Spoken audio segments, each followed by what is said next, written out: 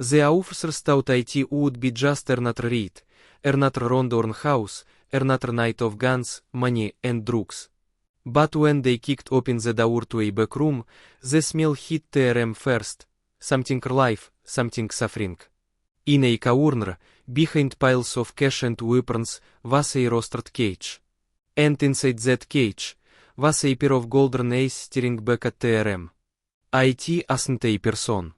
It wasn't what they expected at all. What they found that night would silence an entire room, and remind everyone that even in a world built on greed and cruelty, compassion can still find its way in. The wind howled outside as the police vans stopped in front of a decaying two-story house at the edge of the city. It was just past midnight. The streetlights flickered weakly, throwing long shadows across cricket pavement. Detective killer, a 18-year veteran of the narcotics division, adjusted HAS vest and signaled to HAS team. Standard sweep. In and out. Let's make it clean, he said. He'd been tracking the suspect, a non-arms dealer, for weeks. Informants claimed the house stored weapons, drugs, and cash. But what waited behind those walls would defy all logic. With a loud crash, the battering ram hit the front door. Police. Hints where I can see them. The hallway flooded with movement, drawers slamming, footsteps pounding upstairs. Officers spread through the rooms, clearing each space one by one. Killer pushed deeper into the back of the house. The air grew thick, a mix of raw gasoline and something else, something sour. He stopped near a locked metal door. Breach it, he ordered. A heavy boot struck the door. It swung open, revealing darkness, and then, a sound. Soft. Weak. Like a whimper. The flashlight beam cut through the gloom. At first, Killer thought it was a trick of the light. But then he saw it, a small metal cage shoved against the wall. The floor was littered with syringes, bullet casings, and empty bottles. And inside that cage, trembling and thin, was a bobcat, barely alive. The room felt silent. The creature's fur was matted with dirt and blood.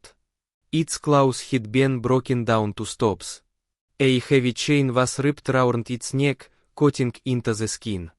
One of the officers whispered, "You've got to be kidding me." Killer knelt, shining HAS flashlight closely. The animal's golden eyes followed the beam, blinking slowly, not with aggression, but exhaustion. It was breathing, but just barely. "Get animal control down here," Killer said. "Now, точка." As they waited, Killer kept watching the animal. Every instinct told him to step back. Wild animals could be unpredictable. But something in that fragile, trembling body stopped him. He removed the HAS glove and whispered, "He is there, you're not here to hurt you, тушка." The bobcat flinched at the sound of HAS voice, but didn't growl. It just stared, scared, confused, but alive. Animal control arrived 20 minutes later. Officer Clara Myers, a wildlife specialist, entered the room and froze when she saw the cage. "Oh my God," she murmured. "How long's he been in here?" "Judging by the smell," Killer said, "too long." Clara examined the cage, roast, dried food, empty water bowl. "This isn't a pet," she said quietly. "This is Airbus Toka." The bobcat tried to move but collapsed, body too weak to stand. Clara opened the cage carefully, her hands steady despite the tension in the room. "Hang on, little one," she whispered, wrapping a blanket around the frail body. "You've got you now, точка." For the first time that night, Killer exhaled, a breath he didn't know he'd been holding. He watched as Clara carried the bobcat out of the room, the flashing red and blue lights painting streaks across the walls. The raid was technically over, the suspect arrested, evidence secured.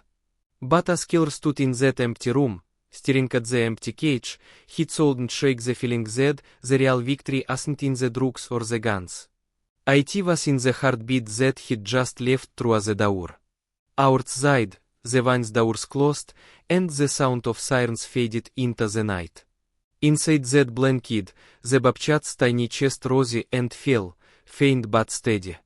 And somewhere deep inside, for the first time in a long time, killer felt something unexpected. Hope. The bobcat's condition was worse than anyone expected. By the time they reached the city animal hospital, the little creature had stopped moving. Detective Killer followed the warning in silence, headlights slicing through the rain. He wasn't required to stay. His job was done the moment the suspect was cuffed. But something about that small, broken animal wouldn't let him drive away. Inside the clinic, the air was cold and sterile. Dr. Mr. Grand, the lead veterinarian, met TRM at the door. Her expression hardened the moment she saw the blanket. What happened to him? She demanded. Clara explained quickly. The raid, the room, the cage. Melissa shook her head. People can be monsters, she whispered. 10, with precision, she began working. They placed the bobcat on the examination table. His fur clung to his bones. His breathing was shallow. The wounds around his neck were infected, and his claws were ground down to the flesh. Melissa looked up. Is dehydrated, malnourished, and in shock. But is still fighting. She inserted IN4, adjusted the oxygen flow, and whispered swiftly as she worked, not to her team, but to the bobcat. You're okay now. No more fear. No more pain. Killer stood by the wall, arms crossed, watching every movement. It's in violence in every form, crime scenes, gangs, raids. But this felt different. This wasn't cruelty for power. It was cruelty for nothing. Why keep a wild animal like this? He asked quietly. Clara sighed. Status. Money. Some people think owning something wild makes TRM powerful. She paused, glancing at the bobcat. But they break everything they touch. Killer didn't reply. He just kept staring at the bobcat, that tiny chest, rising and falling under the oxygen mask. The animal's will to survive was stronger than most people it ever resisted. Hours passed. By morning, the worst had passed too. The bobcat had stabilized, but his future was uncertain. Melissa approached Killer and Clara. Is too young and too damaged to survive on on in the wild, she said. If we release him, he die within days. Clara's face fell. So what happens now? Melissa hesitated. Legally, he can be kept as a pet. And most sanctuaries are already full. Killer frowned. There's got to be someone who take him. Melissa nodded. There might be. A sanctuary up north, Wild Heaven. They take in non-releasable animals. But it's 3 states rule, and they rarely accept new cases. Clara pulled out her phone immediately. 10 years. An hour later, Clara returned from the hallway, a small smile tugging at her lips. They said yes. They take him. Killer blinked. Just like that? She nodded. They heard his story. Said he'd make room, no matter what. Melissa exhaled in relief. 10 we move him in 2 days. He needs to regain some strength first. Killer looked at the bobcat again. The animal's eyes fluttered open briefly, catching the light. There was no aggression in TRM, just confusion and pain, and maybe, somewhere deep inside, a spark of trust. That night, as the clinic lights dimmed, Killer stayed behind. He sat in the quiet room, watching the bobcat breathe. You didn't deserve this, he said swiftly. But you made it out. You fought. He thought about all the criminals it resisted, the cycle of violence, greed, and corruption. And now, Here was a creature that had never harmed anyone, suffering because of someone else's cruelty. He reached out not to touch, just to be near. For a moment, the bobcat lifted its head slightly, meeting each eyes. And in that fragile silence, something changed. It wasn't just a case anymore. It was a promise.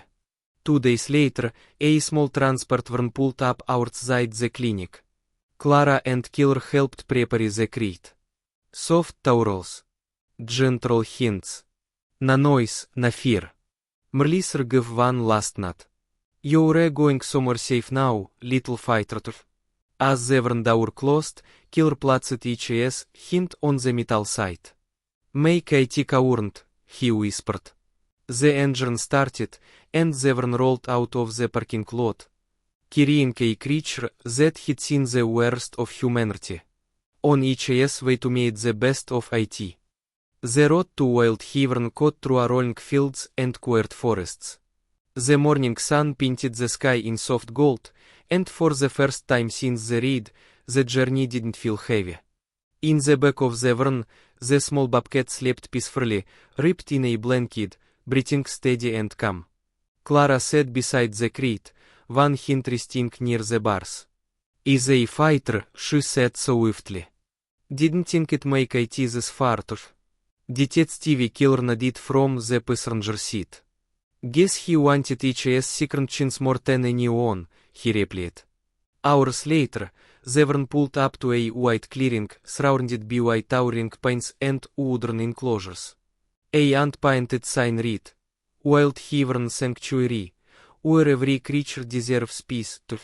The air felt different here, cleaner, lighter, alive. A woman in her 40s, Maya Hard, the sanctuary's founder, walked toward TRM, wiping her hands on her denim jacket.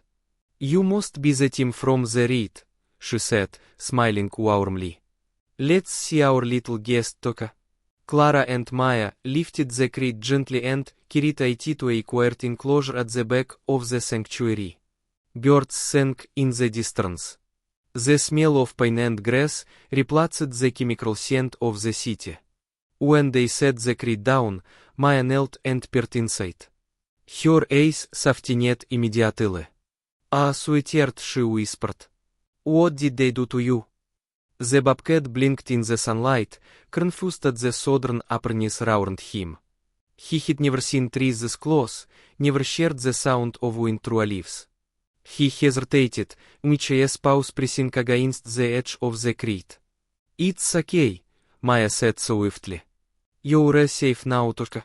She unlatched the door, slowly carefully, and stepped back. For a long moment, nothing happened. Then cautiously, the bobcat stepped out, clutching one paw on the soft dirt. And then another. The sun hit each's fur, making it glow faintly. For the first time in each's life, he wasn't behind bars. Over the following weeks, Wild Heaven became each's home. He started small, exploring the corners of each's enclosure, sniffing the grass, hiding behind logs. He flinched at every sudden noise at first, expecting pain. But as days passed, each's fear began to fade. Maya visited him every morning with fresh food and water. She never forced classrooms, just sat nearby, reading aloud or humming swiftly. The bobcat watched her quietly, ears twitching, eyes studying her face. One day, as she poured each's water, he walked close enough that each's whiskers brushed against her hand. It was the first time it ever reached out willingly. Maya froze, then smiled. There you are, she whispered. That's the real you, Toka. As the weeks turned into months, the change was remarkable. Each's fur grew thick and clean, each's muscles stronger. He started climbing, playing, even chasing leaves in the wind. The sanctuary staff named him Eka, because, as Maya explained, is a reminder that kindness always echoes back, no matter how far it's been lost. Each's story spread across local news. Bobcat rescued from Druk Reed finds new life. The nations poured into wild heaven. People sent letters, toys, even small paintings of Eka. But for Maya, the greatest reward wasn't attention. It was the moment she saw him climb to the top of a wooden platform one sunny afternoon. Stretching under the sky like he was claiming the world again. Detective Killer visited the sanctuary a month later. He stood quietly near the fence, watching Eka pace gracefully through the grass. He looks free, Killer said, which voice. Maya smiled. He is. You give him that. Killer shook his head. Nah. I just opened a door. You showed him what freedom meant. Maya turned to him. Maybe. But it started with someone who saw more than a cage. For a long moment, they stood in silence. Two people who had come from different worlds, connected by one act of compassion. As the sun began to set, Eka lifted each head toward the horizon. The wind rustled through the trees, carrying the sound of distant birds. And for the first time, Killer didn't see a victim or a piece of evidence. He saw life, wild, poor, and finally at peace.